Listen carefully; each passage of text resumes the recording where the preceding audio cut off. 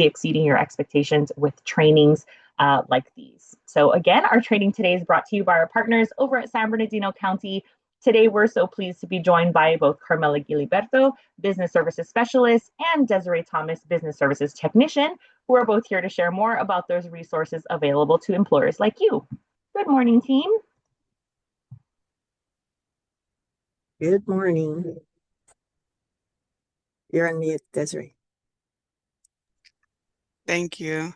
Good morning, everyone. Thank you, Anna, and thank you, everyone, for joining us for another one of our monthly workshops, brought to you always by our engaging speakers of CAA.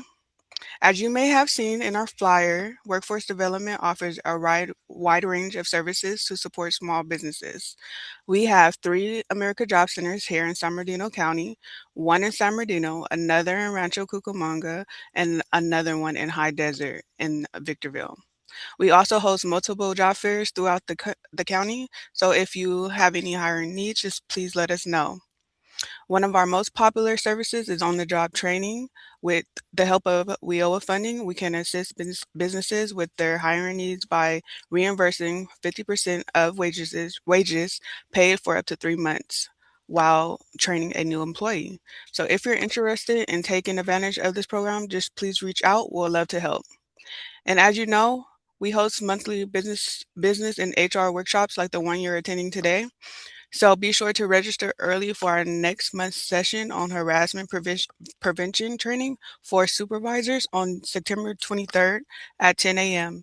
I put the link into the chat, so you should see that over there. Next, we have Carmela, our business service specialist. She will walk you through some of the great opportunities and services we provide to help businesses grow. Thanks, Desiree. And welcome, everybody. As a business service specialist, I also work with business consultants who help businesses in need of funding or needed business process improvements, such as incumbent worker training, social media marketing, leadership training, etc., to increase productivity and therefore prevent layoffs. We also recently rolled out an exciting transitional job program. Think of it like a part-time paid internship where the county is the employer and will provide the business with candidates for your consideration for up to 320 hours. It's a win-win. You get additional help while giving our unemployed job seekers the opportunity to gain work experience. Want to save money? Take advantage of our complimentary HR hotline, 1-877-282-3763, as you see here. We also have an employer toolkit where you can have access to various resources as well as links to all our partners in San Bernardino County. So guys, save our website, workforce.sbcounty.gov, to access our calendar of future events. If you're interested in any of these services, I'll put my information in the chat. Reach out to me so we can set up an appointment to discuss them in further detail at your convenience. Thank you so much for your time. Without further ado, I'll give you back to our beautiful Anna and our fabulous speaker, Kim.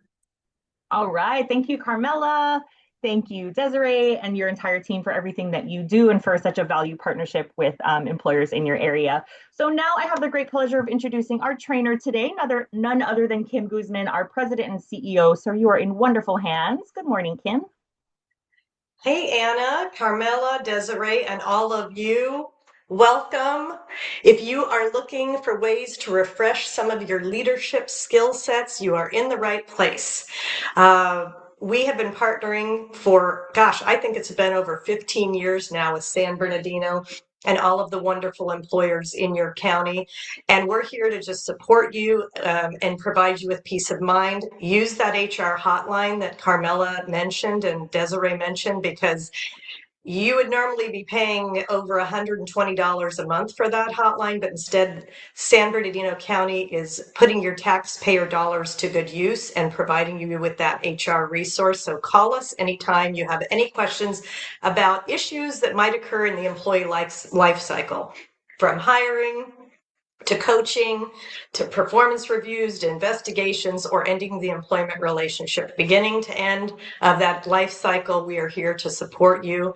We do have attorneys on our team, but we're not providing attorney advice. So things like this presentation today, or if you call for phone advice, we're giving you best practices, we're sharing the law with you, but we're not giving you a legal opinion. We're giving you education and information.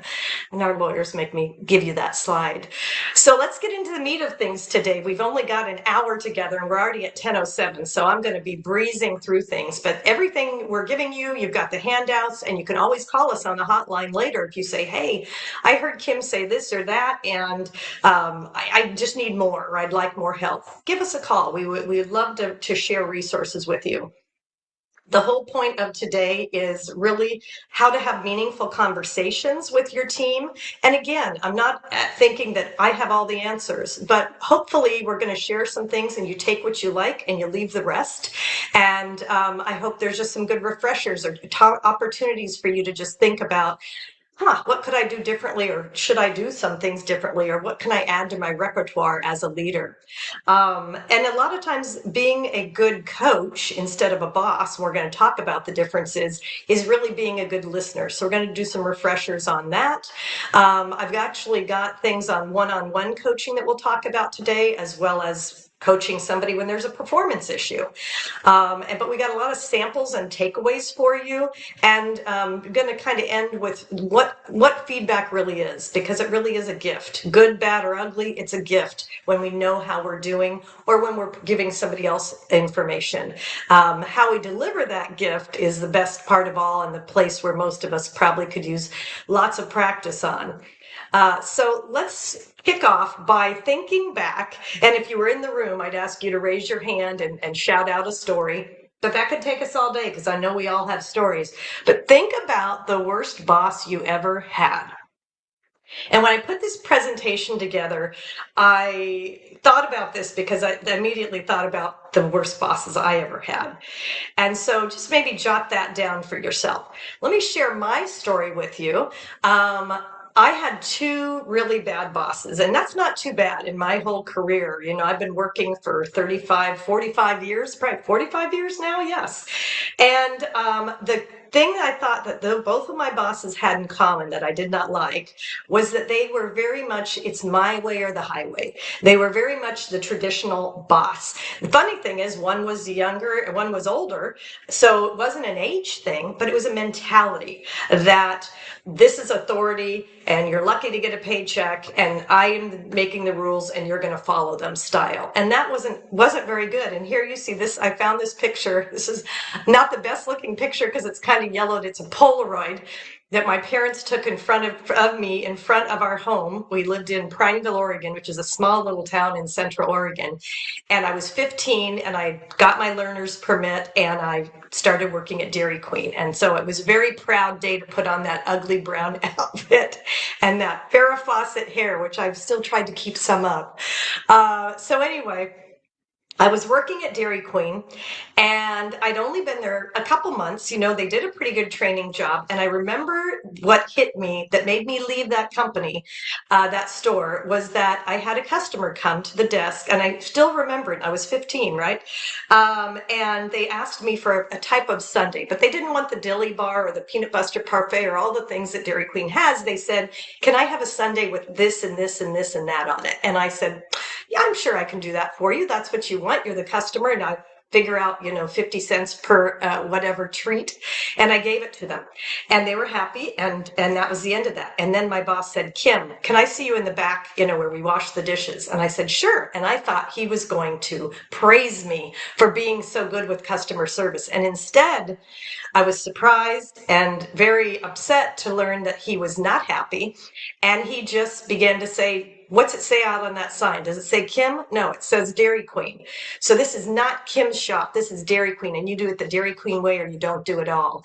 And just really, wow, just went off on how, I wasn't doing a good job or whatever.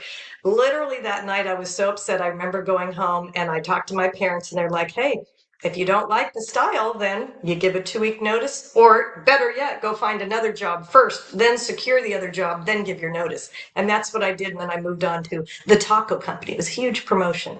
Kidding. But the point is how could he have delivered that in a way that would have made me feel empowered and still given me some positive feedback, like, glad you helped the customer out, but in the future, Kim, you should do this. Moving forward, here's the way I'd like you to do it. But he didn't. And so that authoritarian style is really outdated.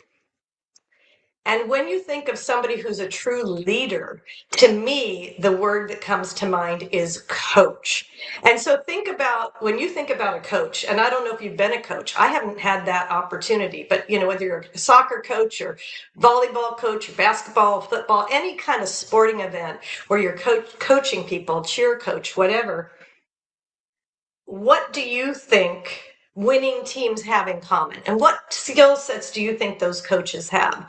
So again, if we were here, but feel free to put in the chat box, things you think, because on the next slide, we're going to talk about the things that good coaches who are good leaders have in common. So maybe throw a few things in the chat if you have any things that you think coaches and winning teams have in common. So as you're thinking about doing that, or you're putting those things in the box, let's see how you did, even if you just think about your own list.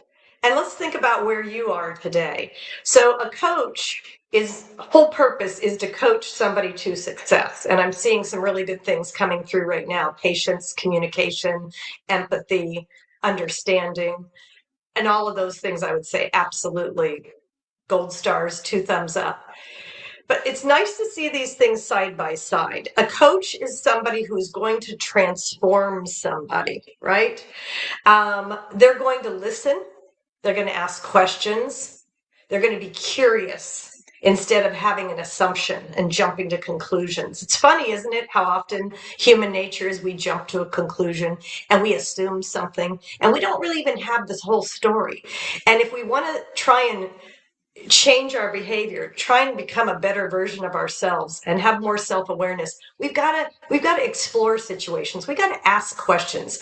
Don't walk into a room with your employees that are laughing and think none of them are working. We don't even know what's happening, right? So, hey, what did I miss out on? What's going on here? That would be a way to explore what's happening, than to assume people aren't working hard enough, right? Bosses, like the one I just described to you, are transactional. Like, it's all about the productivity. Get it done. Did we meet our quota? Did you do what you were supposed to do? Here's your paycheck. Punch in, punch out. And that really was the way back in the day. But that is not the way to keep people and retain people. And it's so important, and you have good employees, to keep them, right? And the longer your team's together and the longer you have your dream team together, the more you get done, the more you accomplish. So Gallup, who we love because we do a lot of strength finders, Gallup has all kinds of great articles, but there's one you could go look up that's called Give Up Bossing and Take Up Coaching, and you'll like the results. And I know for myself, every time I give this presentation, I love it because it reminds me, Kim, you're probably sometimes talking too much and not listening enough. You have one mouth, you have 2 ears, but why, Kim, are you talking so much? Listen more to your employees. Don't assign blame. Don't tell somebody every time how to handle an issue. Let them figure it out on their own, or talk with them about, how do you think you could handle this issue? So I just think these are kind of good reminders for all of us, because we are in a productive world. We are in a capitalist society where we want to get things done and we want a good bottom line. I do too. I want to make money for our company so we can grow and provide more services to our members. So it's important to be productive, but we can do so and in fact be more productive when we're coaching instead of bossing people around. So nobody likes the word bossy, right? My second bad boss was a family member, which makes things more complex, because if any of you have ever worked with family or for family, sometimes that can be a good experience, sometimes not so good. But for me, it was this person, everything he did made me think, as I worked for him for about 6-7 years too long, I'll never do that when I'm in charge. I'll never do that when I'm the boss. And what I saw in that person that we've got to remember is a lack of flexibility. I remember employees that would say, hey, I've got to take my mom for a chemo treatment, and so I need to get off an hour early. And he would say no. you can't. So you better find somebody else to take her, or you better squish the appointment. I mean, just things that you're just like, what? And to me, and we'll talk about that later, that's forgetting that somebody is a human being before they're your employee.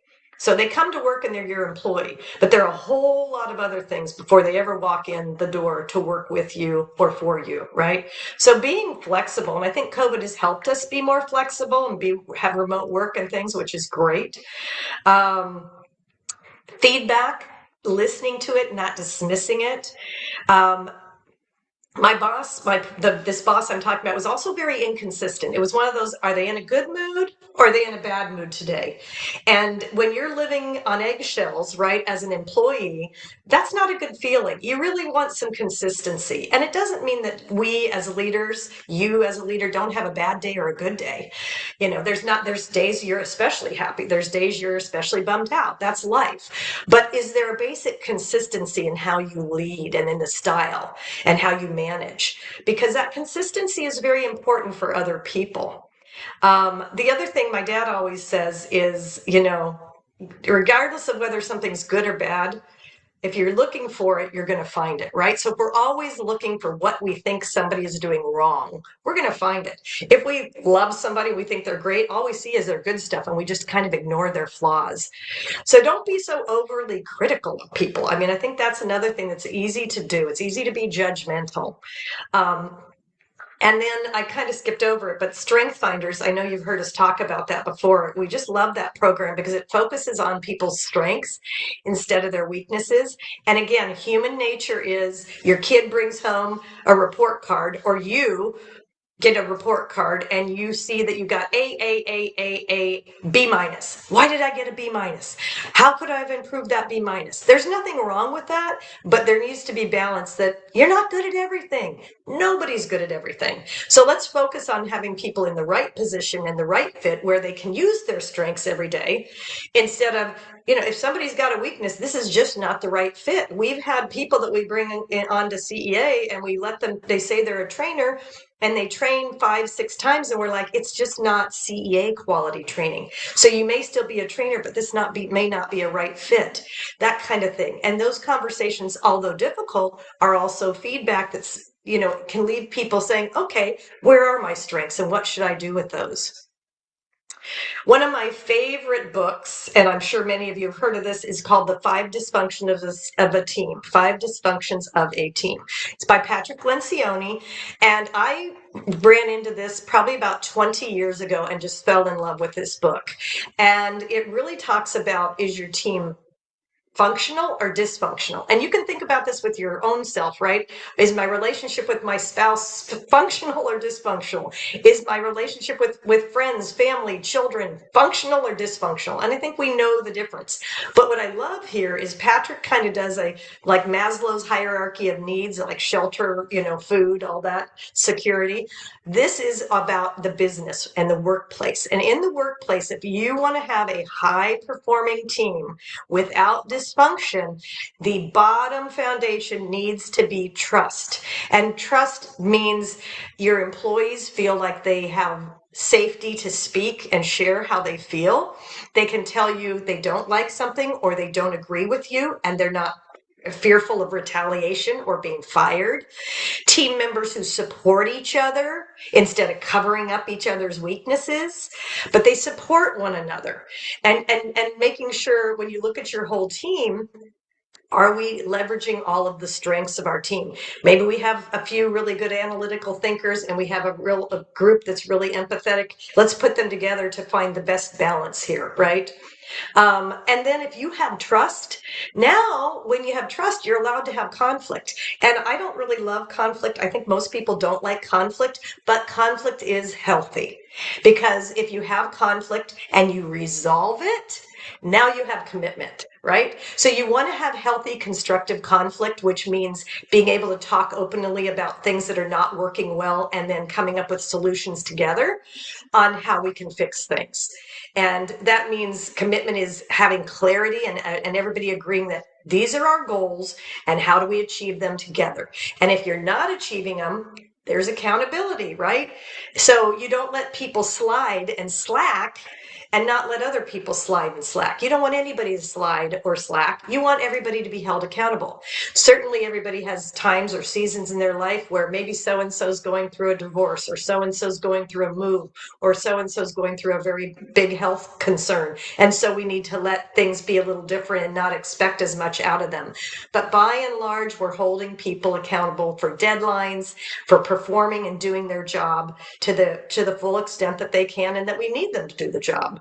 And if we're doing all those things, we have good trust, we have constructive conflict and commitment and accountability. In an ideal world, we have results. And this is something that you can look at. There's all kinds of things in this book where you can do tests with your team to see what is our trust like. And there were times at CEA years ago where our trust was not good. And so I had to really work as a leader on why isn't it good? Am I dismissing people? Am I not listening to other people? And it's something I continually work on, is my trust with my staff and all the rest of this whole foundation. Other things I wanted to share today, and I'm sure many of you have equal stories, but things that have been really beneficial over the years is, for me, and maybe not every boss, is being collaborative and being an open book. You've probably heard people say power is knowledge, and it's, excuse me, knowledge is power. Information is knowledge. Information and knowledge are powerful things. So when you, as a leader or a coach, share information, you're sharing knowledge, you're sharing empowerment.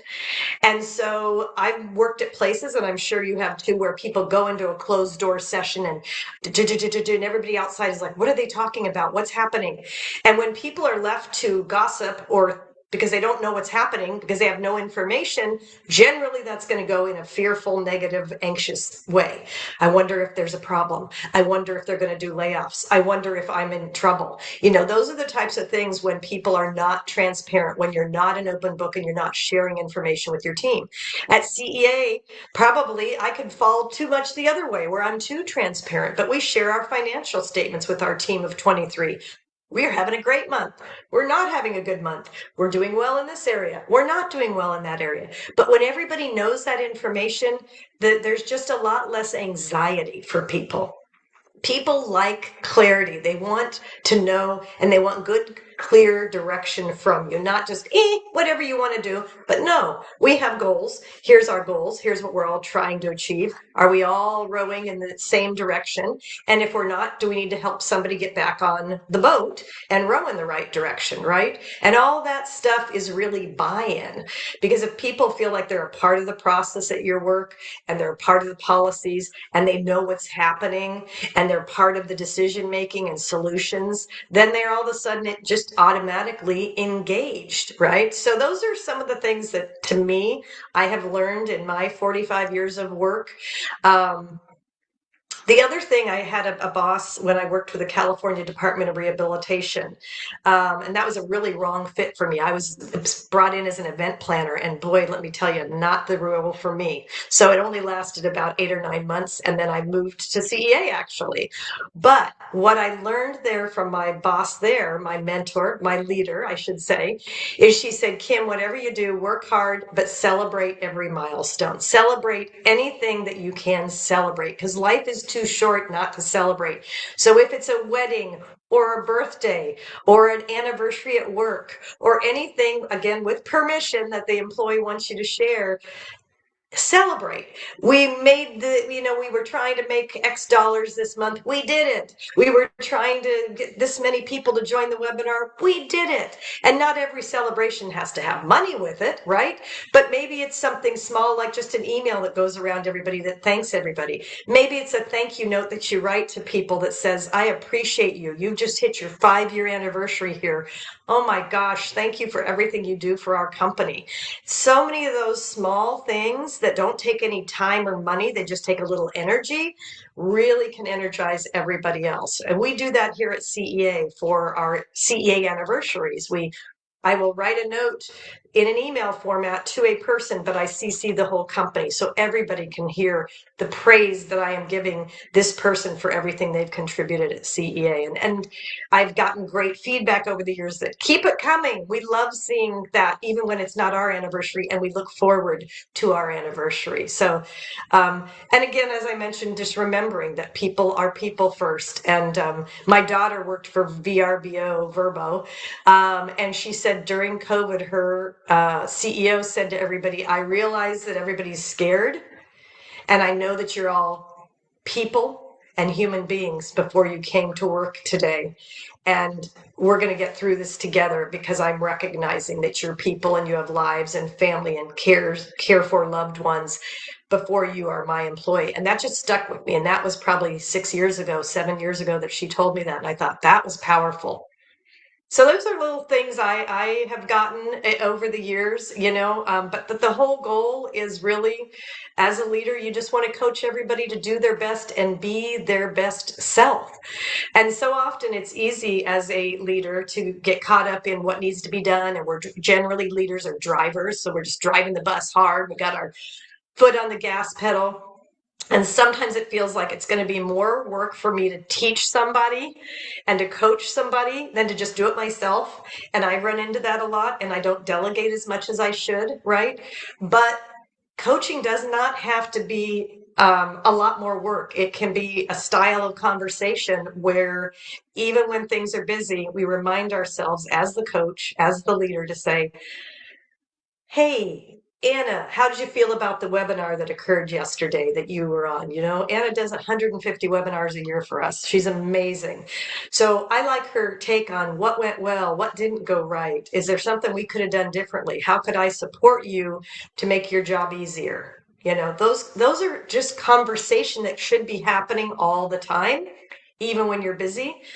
And asking questions. If somebody is struggling, and I've had people say, I'm drowning, Kim, I'm working at midnight trying to get these financials done. Okay, whoa. Nobody should be working at midnight trying to get your work done that should be done Monday through Friday, So what do you need? What's holding things back? Do you need to take things off your plate? Having those conversations increases another person's performance, and it engages them and it challenges them. And if we allow people to learn how to fish, we teach them how to fish, now we can walk away and they keep fishing and they come up with new ideas on how to fish and better ways on how to fish. And they think for themselves and they do things for themselves and they empower others around them. So it's really just a different mindset that not only helps your employees when you're in that coaching. Remind myself, Kim, I'm a coach. I'm not a boss. I'm a coach. So I'm helping the people around me grow and have more confidence and be motivated. That's my job, what I'm doing for them. But what's happening for me? Well, I'm making a bigger difference in the company if I'm letting the people that I work with be better supportive of the company and the goals, right? When I'm collaborating, instead of my mind and my ideas, I've got all these wonderful brains helping me collaborate and be creative. And the relationship building is so great too, because those relationships will help you, whether they're your internal staff or your external partners. Building those relationships when you're coaching can be so valuable to you and just reinforces your message over and over again. And so just as a snapshot, if you say, well, Kim, I haven't ever been a coach, it's really 3 breakdowns. You got to know what your expectations are, right? I want this team to do this, right?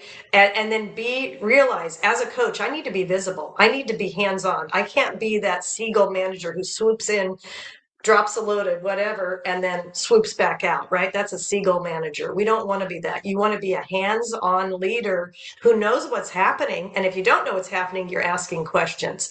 And when you do that, then you create accountability because you have an expectation.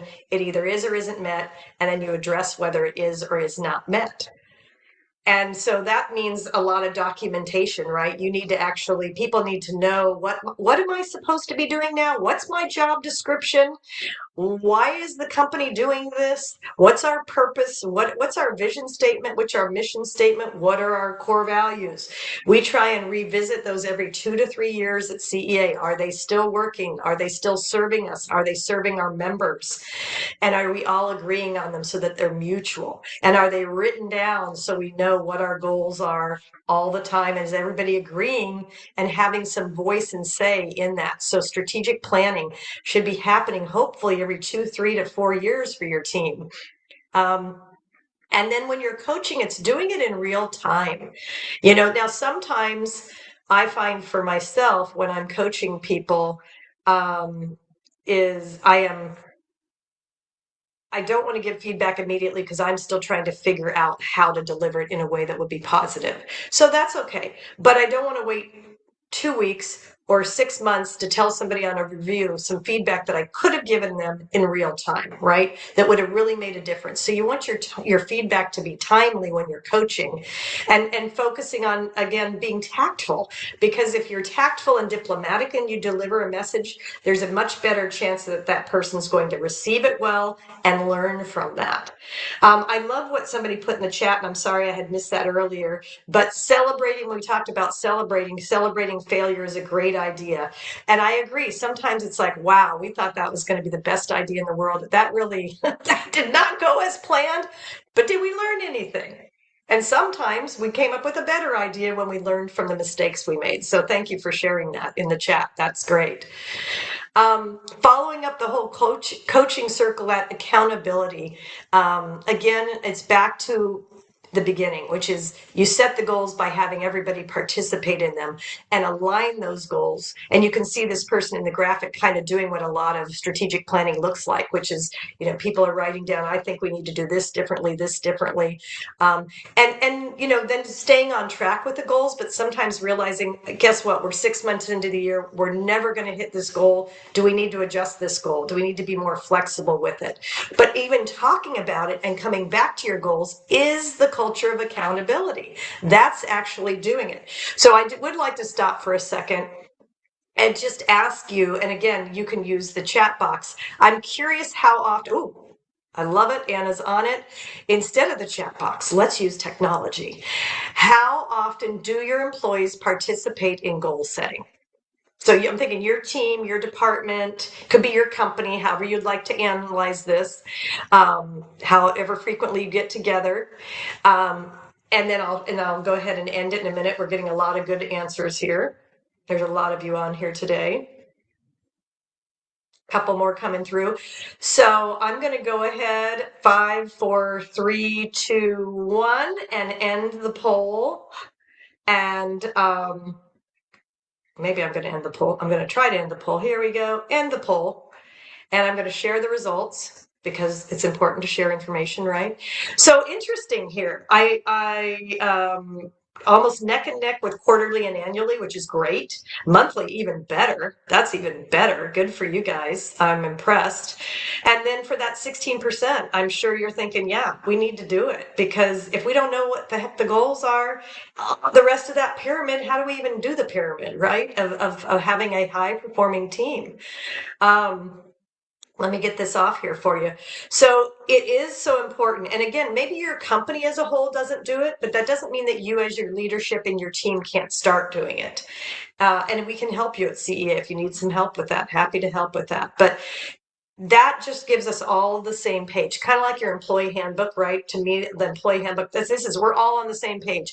Here's what our rules are, our expectations, our benefits, everything's in this handbook, and we all look at it together. Same thing with goals. We're all looking at them together. And then when you have team meetings, staff meetings, performance reviews, and the like, it just makes it easier for you to work harder together because you're all rowing in the same direction. Everybody has the same goal. And hopefully when you make that goal, there's some kind of a celebration, whether it's financial or a pizza party or a high five or a pat on the back, right?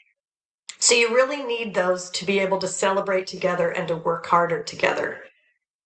And that culture of accountability, again, I liked, as you can see, doing these side by sides because it's just a refresher for myself.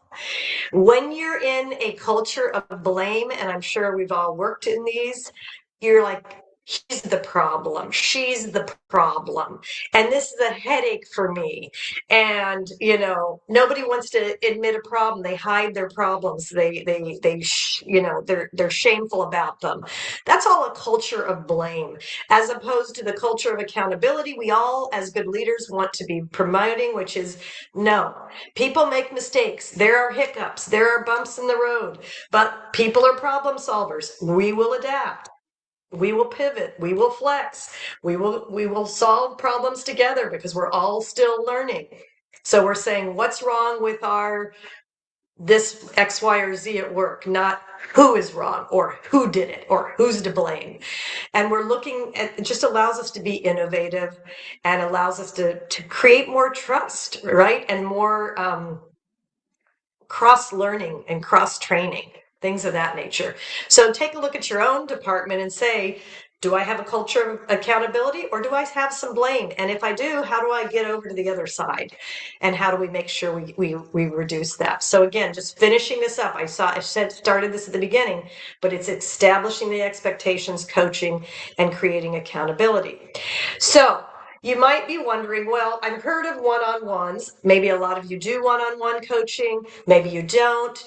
We do stay interviews here every August. I'll talk about that in a minute, which is also another form of coaching. There's all different ways to coach. But when you're asking questions as a coach, it should be brief, focused, relevant, and constructive. And so let me give you examples, because I'm a big example person. It would be me or you, if you're my leader, you walk up to me and say, hey, Kim, how do you think you're doing? How do you think this is going? Now, if you think I'm not doing well at all and I say, fabulous, okay, we've got a learning moment here, right?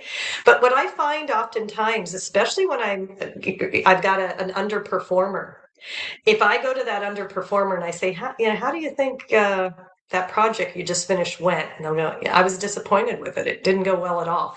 Okay, good. I was wondering, how can we make it better? What could be your first step in solving it? How can I support you on the next project? These are all great questions that just help you be more nurturing. And I like that coaching acronym. That's terrific. That's a great acronym. And look in your chat box, really great. That's terrific.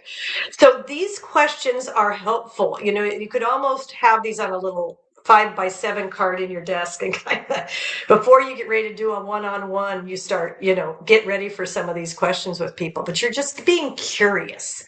You're asking questions instead of telling somebody how they're doing. And that will really make things easier when it comes to the underperformers.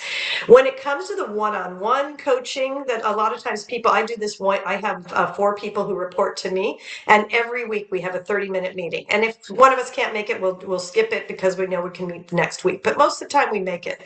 And instead, sometimes it's just, hey, how are you today? Are you overwhelmed? How's your workload? Are you drowning? Are you floating? Where are you at?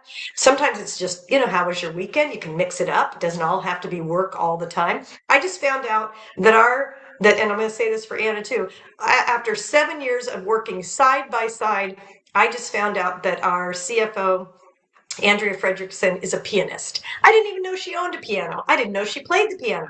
And we had a whole conversation about her being a pianist yesterday.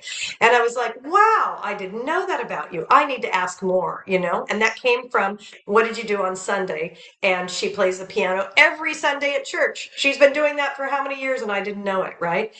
And then I also like this question on the right. On a scale of 1 to 10, I'm a big person. Like if you see a movie and I know it, I'll say on a scale of 1 to 10, what would you give that movie? But it is kind of a quick thing, on a scale of 1 to 10, how'd last week go? How's this week going? It's kind of an interesting thing, and it makes them stop and think. But just make sure you're, mixing it up, I guess, is my whole point of this slide. It doesn't have to be the same every week. Talk about good stuff. Talk about disappointments. Talk about concerns, personal, professional, and see where it ends up, and we have handouts that we can give you on all kinds of one-on-one coaching tips. So at the end, I know there's going to be a QR code. Just say, I'd love the coaching handout, and we can make sure you get that. back to the underperformers, because it really, nobody likes to tell somebody they're really not performing well. But we've got to remember, as a coach, not everybody stays on the team. You see, when you watch professional sports, you see a basketball player who's not making their free throws, and they pull them out. But you need to sit on the bench for a little bit and cool down, right? And you see teams that trade players, and you see players who get kicked off a team, right? Or don't make the cut. Not everybody is going to be the perfect fit for your team, and that is okay. So just, when you talk with somebody, remember, it's not the person, it's the performance, right? It's the behavior that you're seeing, or the performance that's not occurring. It's not the person that we're blaming. So we try to not make it personal, but we want to be clear about the issue, and we want to be able to give the person who's not performing an opportunity to understand things from their side of view. So, how do you think it's going? It's not going so well. Why do you think that is? Well, I don't know that this is the right fit for me. Okay, let's explore that. Let's talk about the parts of the job you do well, or you do enjoy. And then, could there be some modifications we could make? Or is this just not the right position or the right company for you? Sometimes not everybody's meant to work at XYZ job, right? But if you want to make it work, and so does the other person, maybe it's developing a plan. Maybe that's literally a PIP, which is a performance improvement plan. What can we do? But not as a punishment, more as, let's work on a coaching plan together to make this be successful. And then let's meet and see. And sometimes it just doesn't work. And people have joked about the fact that I talk about work at work, the poop sandwich. And I'm sure there is a more diplomatic way to say this, but I think it just paints the picture well. When I have to deliver some bad news to somebody, and usually to me, the bad news is like, this relationship is not working, right? And we just are going to have to end the working relationship. The poop sandwich is how we deliver that. And that is that not everything is bad. So it might be something like, Kim, I appreciate the 8 months you've put in here, and you have brought some really great things to our team. You've done A, B, C, and D, and we appreciate that. However, overall, I don't know that this is a good fit. It doesn't appear to be the right fit for you. I think there are strengths that you have that would be so much better utilized elsewhere. And so we're going to end the employment relationship. And this wouldn't be a surprise, right? This would be a continuing conversation. But today's your last day. I have your final check. I'm going to give you everything you need to, as far as your final paycheck and your unemployment insurance package and so on and so forth. And I only wish you the best in your future endeavors. And if somebody calls here, I'll be letting them know the date you started and the date you left, and whatever. And I wish you the best. I truly do. I think you'll find a better spot. I'm not saying it's easy, and I'm not saying it always goes that smoothly, but that is really good. Ouch, and then end it with good, So often the performance issues are because we aren't setting the expectations right. Sometimes it's an ability issue. Sometimes we think somebody had skills or knowledge that they don't. I've had people where I say, how do you feel about, when you build a PowerPoint presentation or a Canva presentation, what would you give yourself as a 1 to 10 score? And they might say, oh, I'm a 7, 8. And then when we actually work on a project together, I go, oof, no, these people are like a 3. So maybe the ability is not there. Do I have time to train up for that person, or do we not have that time, right? Occasionally they're not following direction, then that needs to be course corrected. Sometimes they don't have the right tool for the job, and that can be fixed. Sometimes the work environment is just not a good environment for them or needs some changing. And sometimes maybe you're just hitting somebody at the wrong season in their life, right? And it's they're having some personal or motivational issue that it's out of your control, right? And so those are all different reasons. Again, if we were live in a room, I'd kind of set you aside in some breakouts, but we have a lot of you on here, and that breakout thing would take forever. But I just want you to think, let's pretend you're the coach, you're the leader, and you're in a team meeting, and Chris, the manager, is running the meeting for you or alongside you, and you have a new employee in there named Taylor, and Taylor says, I've got a great idea, and Taylor shares that idea, and Chris, the manager, says, that's ridiculous. Obviously, you don't understand how this works. And what happens? Of course, Taylor's going to be embarrassed. that person withdraws from the discussion completely. Think about how you would go about coaching Chris. But before you answer that question, I want to give you a few other things to think about. I want you to think about whether you're going to address that issue privately or right there at the time in front of everybody. I want you to think about when you're coaching somebody on something you don't like how that went down, is instead of reprimanding, trying to ask questions or lead discussions that will encourage them to reflect on something. Again, that question, how do you think that went? How do you think that looked? What do you think the audience thought? What do you think Taylor thought, right? Maybe you want, what's the accountability here going to be? Are we going to ask Chris to apologize or just reflect on it? What are we going to do there? If we ask him to apologize, that's real accountability, right? Now we're saying that's not one, our core values are integrity, honesty, treating people with kindness or whatever. That wasn't it. So looking at those team values and reminding that person of your core team values. What's interesting is that Gallup, again, who I like to quote a lot, says 80% of employees who say they've received meaningful feedback in the last week are fully engaged. Regardless of whether they were remote or on site, people want to get some kind of meaningful feedback. I didn't say positive, I didn't say negative, I just said meaningful feedback every week. I think that's very hard to do as a leader, but it's certainly something we can strive for. Because we want our people to be engaged, right? And to be engaged, they got to know how they're doing. Again, I say good, bad, or ugly, right? And this is where at the beginning we started, I said, feedback truly is a gift. So sometimes it's, would you mind, could I give you some permission? Or can you give me permission, pardon me, to give you some feedback? That would be a nice way if you, and maybe they'll say, yeah, I don't want feedback on that project. I know what went wrong. I really don't want to hear it. Okay. Or maybe, yeah, I would like your perspective. And maybe now you can deliver some feedback. Again, might be positive, might not be positive. But obviously, anytime you can do positive feedback because you see what's going right, that's when you want to really praise people. I really love how you did that. I really love how you supported me. I really loved how you welcomed those people when they came to our office. I really loved how I saw you leading others when somebody went out on a leave of absence and you really stepped up to the plate. Thank you. All of that, you want to encourage more of that. So pick out the best, and you can't really give too much praise if it's meaningful and it's not blowing smoke. It builds trust, whether again, it's course correcting, or it's taking feedback. We do these stay interviews I was talking about. So I take the 4 people who report to me and the sales team, which also reports to me, and we do stay interviews. And I ask them questions about how they want to grow and why they like working at CEA and have they ever thought about leaving, and if so, when. And I've had some wonderful feedback. I had somebody who said, one time, Kim, you said you wouldn't give me an extra 2% on my raise of 3%, and I thought about quitting. And later on, you ended up giving me more and it was okay. But I didn't realize, and that was good for me, like, wow, 2% would have made or break the difference for this person. That's helpful for me to know.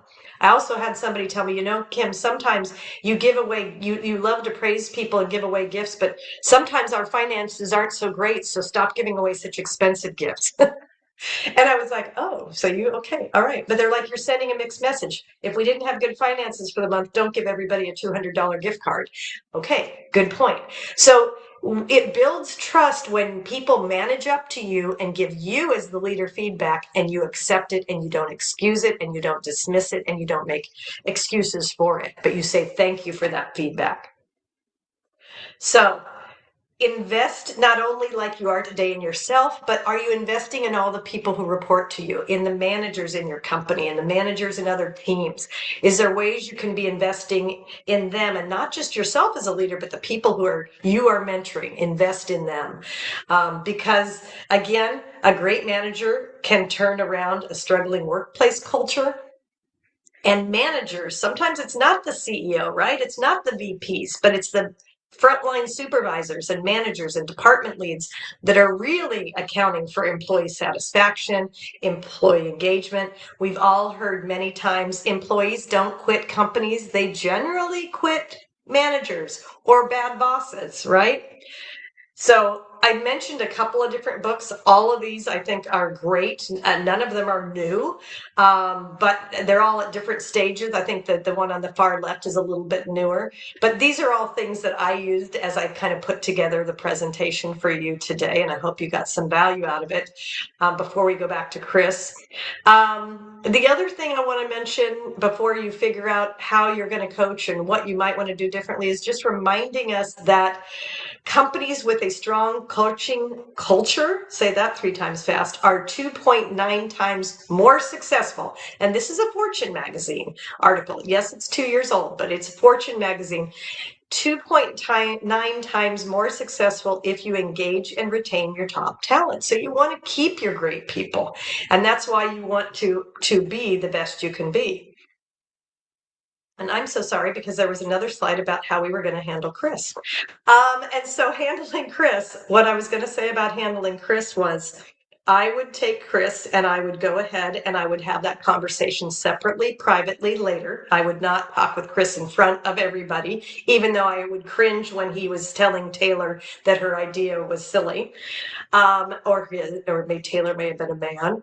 And then I would ask Chris, I would like, how do you think that went? How do you think that new employee felt when you, in a power position, basically said it was a bad idea and threw a damp blanket on it? How would that make you feel?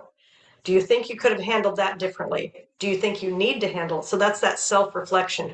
And then if they said, do you think I need to apologize? I would say, I sure do. And I think it would be even more powerful if that apology happened in front of other people. And I have done that. I have rained on somebody's parade. And then later when that same group of people gets together, I'll say, I remember I did this with one of our employees, Natalie, who wanted to do like a Thanksgiving bottle drive or can drive. And I was like, I am so exhausted. I can't even think of doing one more project or event. And that really dampened everything. And then we didn't do it. And so after that came and went, I said, I just want to apologize to the whole group because Natalie had a great idea.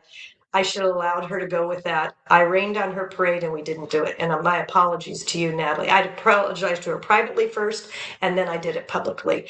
And I think that shows that when you can do that, that your leadership skills are stronger, that you are human. And we're all human. We're all going to have our best days and our worst days. But if we're trying to be our best selves and people see that, we hope that they'll reflect and do that as well.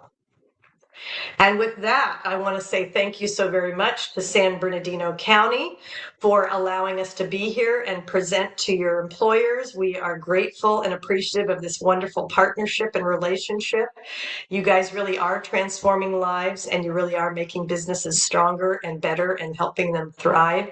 And I think it's amazing. And so I want to say thank you to Carmela and Desiree and encourage you all to call the hotline. And I'll turn it over to Anna. All right. Man, I love this training so much, Kim. It's so good. I love this one. Thank you so much. I'm so happy you're the one to deliver it today and lead us through that training. And wonderful engagement in the chat, everyone. Wonderful. Love to see that. But if you are joining us for continuing education credits today, I'm going to put those into the chat for you and I'll read them out. So your HRCI code today is 751175. Your SHRM code is 26-FSVR5. Again, those are in the chat for you. You can always reach out at your complimentary HR hotline for San Bernardino or email us at ceainfo@employers.org if you need some assistance on what to do with those codes for joining us live today. And then if you scroll up 1 or 2 messages, I did drop a link into the chat as well. To complete that survey that I mentioned at the top of the hour. You can also scan the QR code that you see on the slide now. But again, that's just a very brief 5-question multiple choice survey that just allows us to make sure that we are serving you the best, bringing you as much HR clarity and resources that we can provide to you where you need it. Slide with the resources. Sally, I want to make sure that I'm providing you with what you need. So if you can elaborate a tiny bit, maybe we'll follow up with you. I'll pull the report with the email addresses and I'll provide a few resources for you if needed. I think it was one with the Can books. you go back to the San Bernardino slide? I believe that's what it was. Oh, this one here? There it is, That right one? there. Yep, I believe that achieves what we're looking for here. Terry, Yes. we'll get the recording out. The San Bernardino team, once we get the recording processed, they're going to reach out, and it's actually a link to their YouTube channel. So once that's all processed and loaded onto YouTube and ready for review, usually a few days from now, I believe, Carmela, their team gets that ready. So definitely stay active on the email list, and they will reach out when that is ready. But in the meantime, search for their channel on YouTube to look at past presentations. There's a great collection of ones that we worked on together, as well as additional resources that they provided. And then the certificate of completion, while we don't necessarily do a certificate for completion for individual ones like this, if you're talking about HRCI or SHRM, those are a longer form application and certification process that maybe Kim can speak a little more to. But these, you do get credit, 1 hour credit for joining us live today. So as you do more continuing education through trainings like this, you will accumulate the credits that they count towards your certification or recertification. And we can also provide information about that. Yeah, that would be SHRM or HRCI. So Society for Human Resource Management or the Human Resource Certification Institute. And you can look up either one of them online, shrm.org or hrci.org, if you want to get a professional certification designation for being an HR professional. Perfect. All right, and I think that took care of everything outstanding. So as I mentioned, thank you again, Carmela. Thank you, Desiree, and your entire team for not just your value partnership, but for sponsoring this today. And thank you, Kim, for taking time out of your day to train and share your time and expertise with us. And most of all, thank you all for taking time out of your day to share the morning with us and learn and engage on this awesome topic. So we hope to see those of you who need harassment prevention training for your supervisory team, as well as there's an employee training coming up as well. Make sure you check out the San Bernardino website for all of those links. If you are up for the training again, we're providing that in September. So we'll see you then, and look for an email from us when that recording is ready. All right, everyone. Thank you so much. We'll see you soon. Cheers. Thank you so much. That was wonderful. Thanks, Carmela. Thank you, guys. Thanks, Desiree. Bye. Thank you, Anna.